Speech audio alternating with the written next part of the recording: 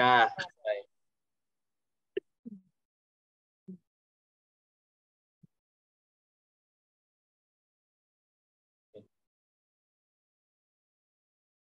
Mulailah.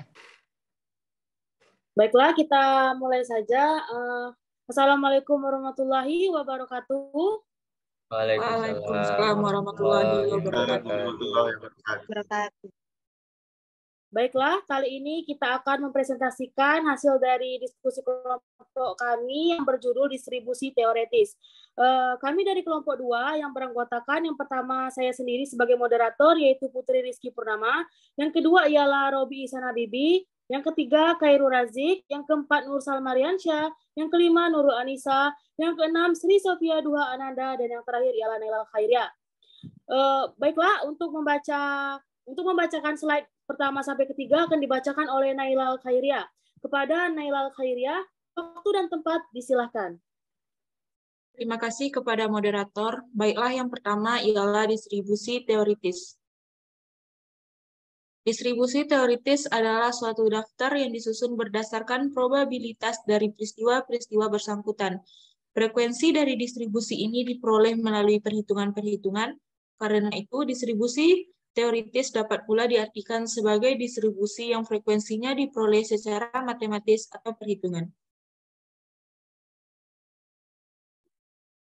Selanjutnya ialah jenis-jenis distribusi teoritis. 1. Distribusi teoritis diskrit adalah suatu daftar atau distribusi dari semua nilai variabel random diskrit dengan probabilitas terjadinya masing-masing nilai tersebut. Misalkan X adalah variabel random diskrit dari ruang sampel S.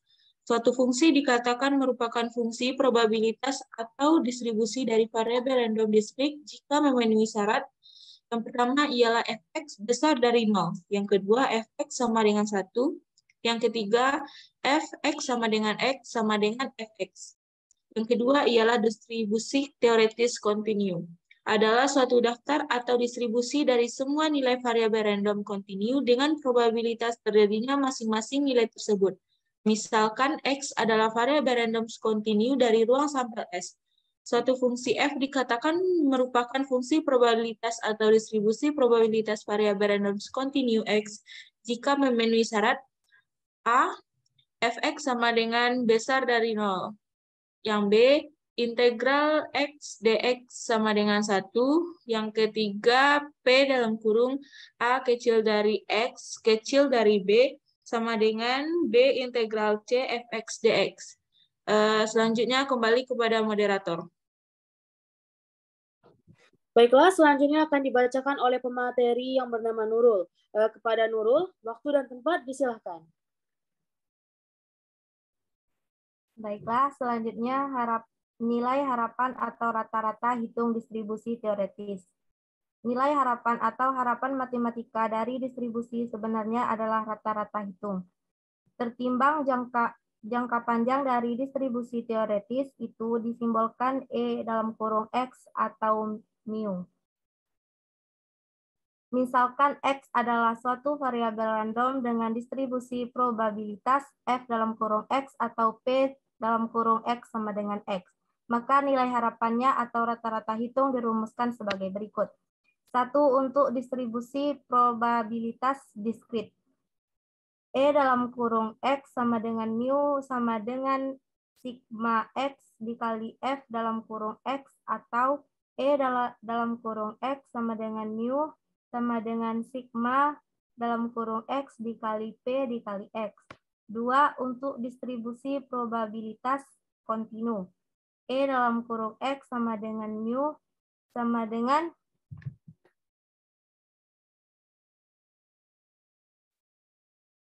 X dikali F dalam kurung X dx. Selanjutnya. Varians dan simpangan baku distribusi teoritis.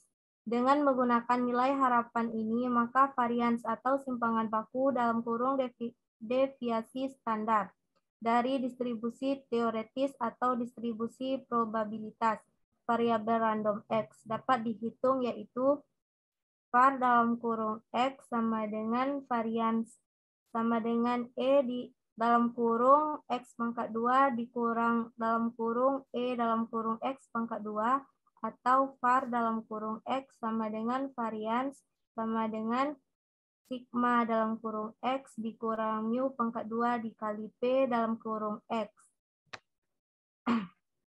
Varian sama dengan akar var dalam kurung X. Selanjutnya, distribusi binomial. Pengertian distribusi binomial adalah suatu distribusi teoritis yang menggunakan variabel random diskrit yang terdiri dari dua kejadian yang berkomplement, seperti sukses gagal, iya tidak, baik cacat, kepala ekor. Ciri-ciri distribusi binomial. 1. Setiap percobaan hanya memiliki dua peristiwa, seperti iya tidak, sukses gagal. 2. Probabilitas satu peristiwa adalah tetap, tidak berubah untuk setiap percobaan.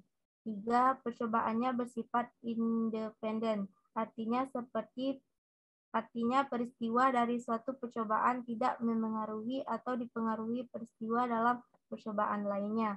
4. Jumlah atau banyaknya percobaan yang merupakan komponen percobaan binomial harus tertentu. Baiklah, saya kembalikan kepada moderator. Baiklah, selanjutnya akan dibacakan oleh pemateri yang bernama Sofia. Kepada Sri Sofia, waktu dan tempat disilahkan. Baiklah, terima kasih moderator. Selanjutnya, rumus distribusi binomial. A. Rumus binomial suatu peristiwa. Diketahui bahwa probabilitas suatu peristiwa dapat dihitung dengan mengalihkan kombinasi susunan dengan probabilitas salah satu susunan. Berdasarkan hal tersebut, secara umum rumus dari probabilitas binomial suatu peristiwa dituliskan Px sama dengan X sama dengan Bx N kali P sama dengan Cxn kali Px. B. Probabilitas kumulatif. Diketahui binomial kumulatif adalah probabilitas dari peristiwa binomial lebih dari satu sukses. Probabilitas binomial kumulatif dapat dihitung dengan menggunakan rumus PBK sama dengan sigma X sama dengan 0 sampai N CNX kali PX kali Q pangkat N kurang X sama dengan sigma E X sama dengan 0 sampai N P dalam kurung X sama dengan X sama dengan P dalam kurung X sama dengan 0 ditambah P dalam kurung X sama dengan 1 ditambah P X sama dengan 2 ditambah PX sama dengan N.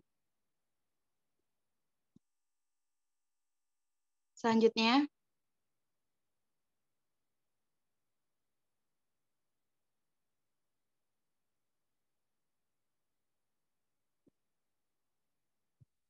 slide selanjutnya. Baiklah, slide selanjutnya. Rata-rata, varians, dan simpangan baku distribusi binomial. 1.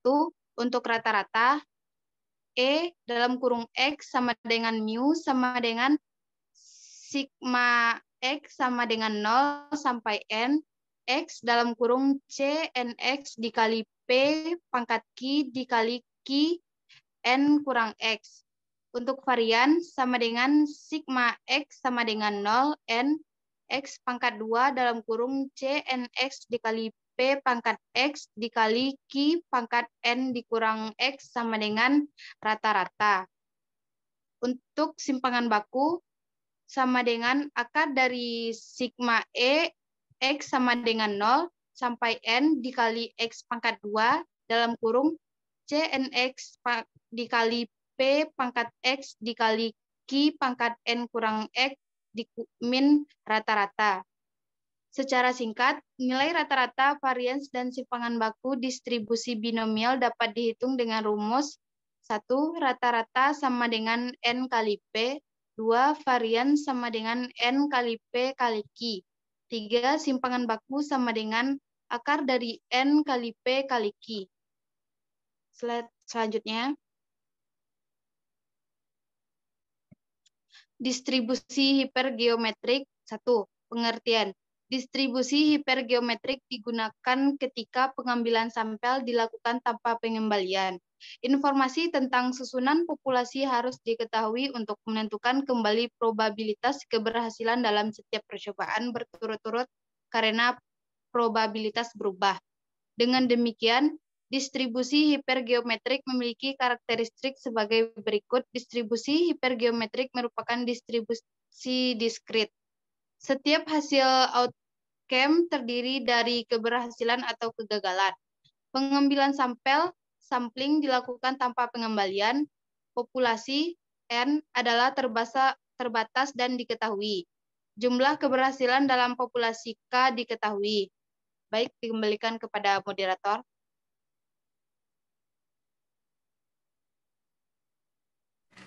Baiklah, selanjutnya akan dibacakan oleh Razik. Kepada pemateri yang bernama Razik, waktu dan tempat disilahkan. Terima kasih kepada moderator. Distribusi hipergeometrik.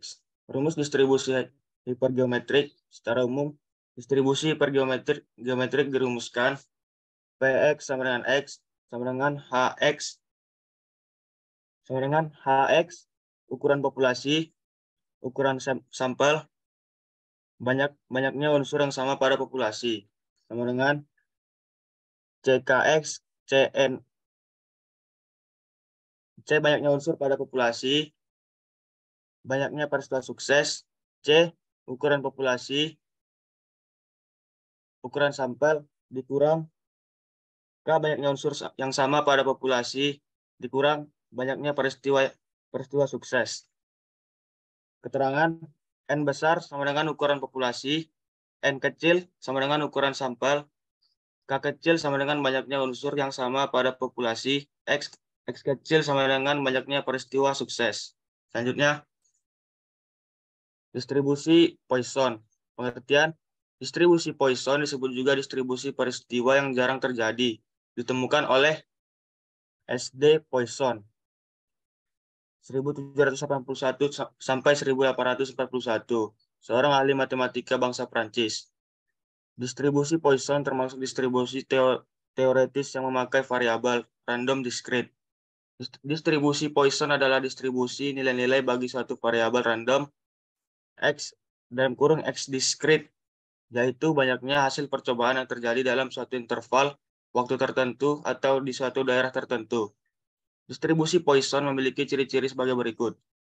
Banyaknya hasil percobaan yang terjadi dalam suatu interval waktu atau suatu daerah tertentu tidak bergantung pada interval waktu atau daerah lain yang terpisah. Probabilitas terjadinya hasil percobaan selama satu interval waktu yang singkat atau dalam suatu daerah yang kecil, sebanding dengan panjang interval waktu atau daerah tersebut dan tidak bergantung pada banyaknya hasil percobaan yang terjadi di luar interval waktu atau daerah tersebut. Probabilitas lebih dari suatu hasil percobaan yang terjadi dalam interval waktu yang kecil dapat diabaikan. Selanjutnya, rumus distribusi Poisson. A. Rumus probabilitas Poisson suatu peristiwa. Px sama dengan X, rata-rata terjadinya suatu peristiwa bilangan alam per X. B. Rumus probabilitas distribusi Poisson kumulatif. PPK, sigma X sama dengan 0 sampai N. Rata-rata terjadinya suatu lambda X bilangan alam lambda per X sama dengan sigma X sama dengan 0 sampai N P X sama dengan X. Px sama dengan 0 tambah Px sama dengan 1 tambah Px sama dengan 2 tambah Px sama dengan N. Baiklah, saya kembalikan kepada moderator. Baiklah, terima kasih pemateri. Selanjutnya kita akan masuk kepada materi rumus distribusi Poisson yang akan dibacakan oleh Nursal. Kepada Nursal, waktu dan tempat disilahkan. Terima kasih moderator. Selanjutnya, C. Rumus distribusi Poisson sebagai sebuah pendekatan distribusi. Distribusi Poisson sebagai pendekatan distribusi binomial dirumuskan sebagai Px sama dengan X sama dengan rata-rata distribusi pangkat X dikali E minus rata-rata distribusi binomial per X faktorial. Keterangannya NP sama dengan rata-rata distribusi binomial. Next. Rata-rata varians dan simpangan baku distribusi Poisson. Distribusi Poisson memiliki rata-rata atau mu, varian dan simpangan baku sebagai berikut. Yang pertama rata-rata EX sama dengan mu sama dengan lambda sama dengan N kali P. Varian sama dengan EX kurang lambda kuadrat sama dengan varian sama dengan N kali P. Untuk simpangan baku sama dengan akar lambda sama dengan akar N kali P.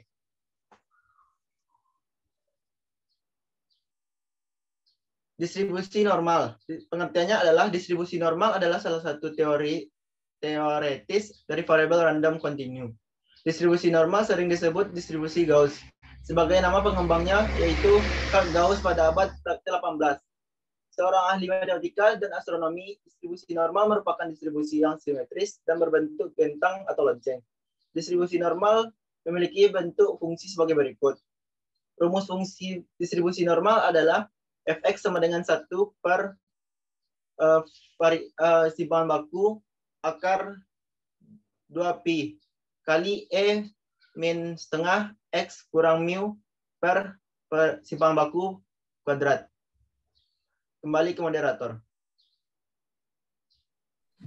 Baiklah, selanjutnya akan dibacakan oleh pemateri yang bernama Robi. Kepada Robi, waktu dan tempat disilahkan. Terima kasih Putri. Pada poin selanjutnya adalah ciri-ciri distribusi normal. Yang pertama, nilai mean, median, dan modus adalah sama atau berhimpit. Yang kedua, kurvanya simetris, asimptotik, fungsi yang dibatasi oleh suatu fungsi n yang cukup besar. Keempat, luas daerah yang terletak di bawah kurva dan di atas garis mendatar sama dengan 1. 2. Distribusi normal standar.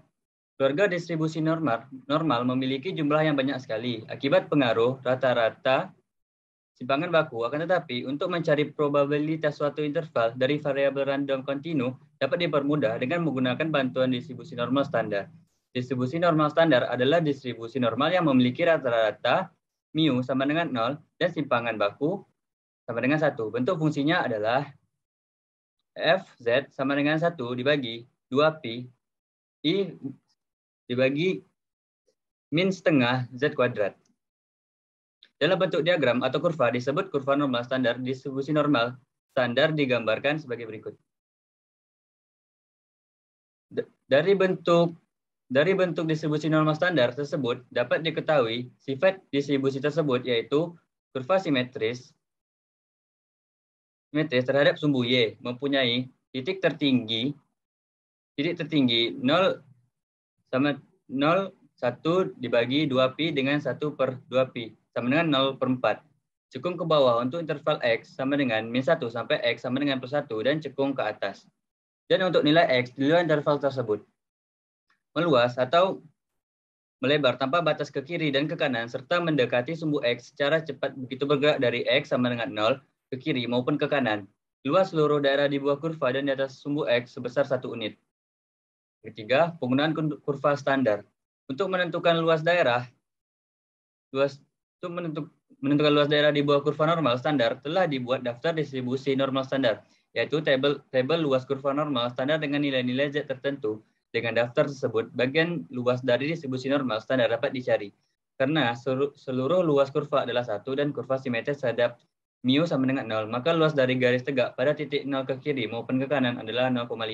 Dan diartikan, P, Z lebih dari 0 sama dengan 0,5. Luas daerah di bawah kurva normal pada interval tertentu dapat dituliskan P dalam kurung 0 kurang dari Z kurang dari B. Rata-rata varians dan simpangan baku distribusi normal. Distribusi normal memiliki rata-rata varians dan simpangan baku sebagai berikut. Rata-rata mu sama dengan sigma X dibagi N. Rumus varians populasi sama dengan sigma X dikurang mu akar 2 pangkat 2 dibagi N. Simpangan baku akar sigma X dikurang mu pangkat 2 dibagi N. Yang selanjutnya, hubungan antara distribusi normal, kurva normal, dan distribusi binomial. Distribusi binomial akan mendekati distribusi normal jika nilai P sama dengan 1/2 dan nilai N besar. Namun dalam prakteknya, distribusi normal atau kurva normal dapat digunakan untuk menyelesaikan kasus distribusi binomial, probabilitas binomial.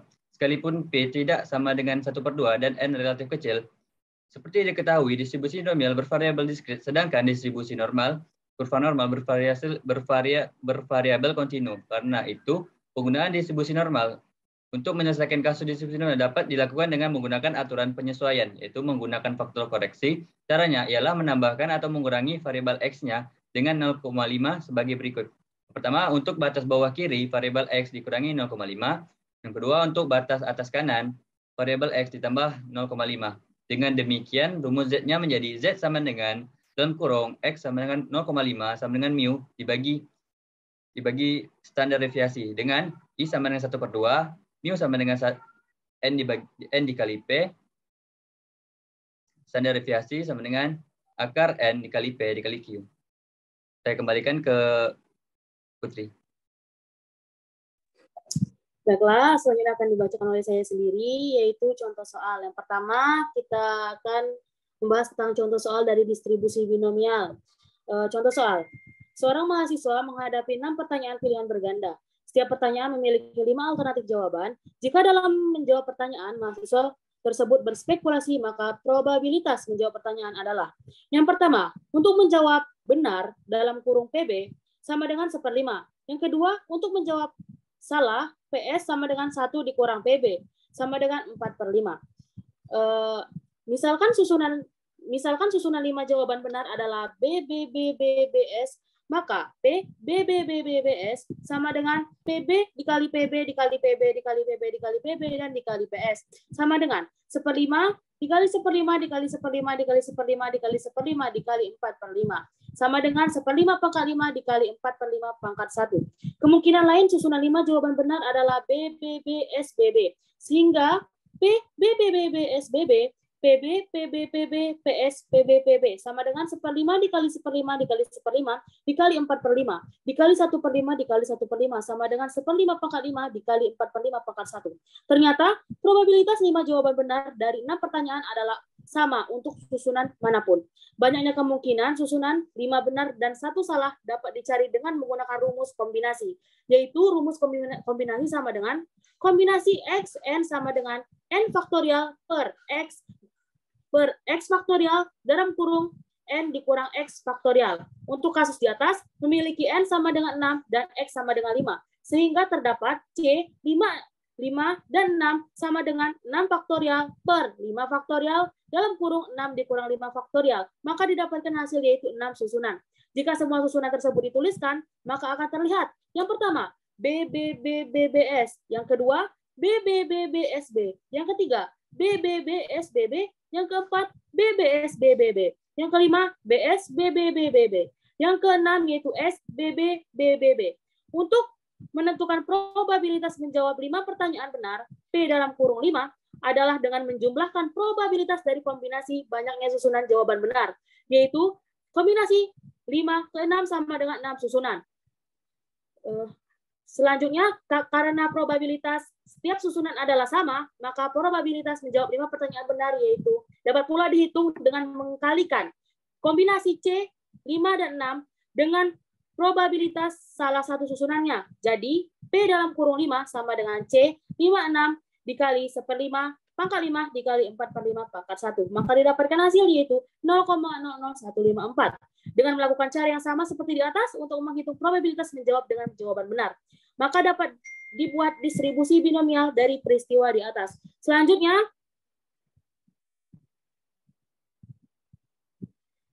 yaitu distribusi Poisson. Yang pertama, contoh soal yang pertama. Sebuah toko alat-alat listrik mencatat rata-rata penjualan lampu TL 40 watt setiap hari 5 buah. Jika permintaan akar lampu tersebut mengikuti distribusi Poisson, beberapa probabilitas untuk penjualan berikut, yaitu yang pertama, ditanyakan 0 lampu TL, yang kedua yaitu 3 lampu TL. Dapat dilihat penyelesaian di bawah, yaitu lambda sama dengan 5, kemudian min 5 sama dengan 0,00674. Maka jawab penyelesaian dari pertanyaan yang pertama, yang A ialah P dalam kurung X sama dengan 0 sama dengan 5 pangkat N dikali E min 5 per 0 faktorial. Maka didapatkan hasil yaitu 0,00674. Dan yang kedua ialah P dalam kurung X sama dengan 3. Maka didapatkan dari rumus yaitu 5 pangkat 5 E min 5 per 3 faktorial. Maka didapatkan hasil ialah 0,14. Kemudian yang kedua ialah dalam sebuah majalah terdiri dari 120 halaman yang terdapat 80 kata yang salah satu cetak dan berdistribusi secara acak dalam halaman-halaman majalah tersebut. Hitung probabilitas seandainya sebuah halaman majalah tersebut dibuka. Yang pertama, tidak terdapat salah cetak, dan yang kedua, 4 kata yang salah cetak. Dan penyelesaiannya ialah yang pertama ialah N sama dengan 80, maka P sama dengan 1 per 120. Lambda sama dengan N dikali P sama dengan 80 dikali 1 per 120 sama dengan 0,67. Kemudian contoh soal distribusi normal, yaitu contoh soalnya ialah dengan menggunakan tabel hitungan nilai dari. Yang pertama, P dengan nilai Z antara min 1,75 sampai 0. Dan yang kedua ialah antara nilai Z dari 1,32 sampai 2,12.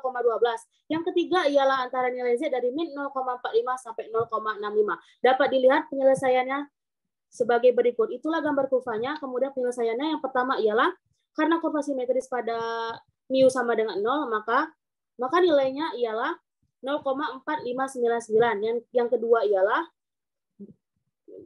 ialah P sama dengan Z antara 1,32 sampai 2,12, maka nilainya ialah 0,0764. Dan yang terakhir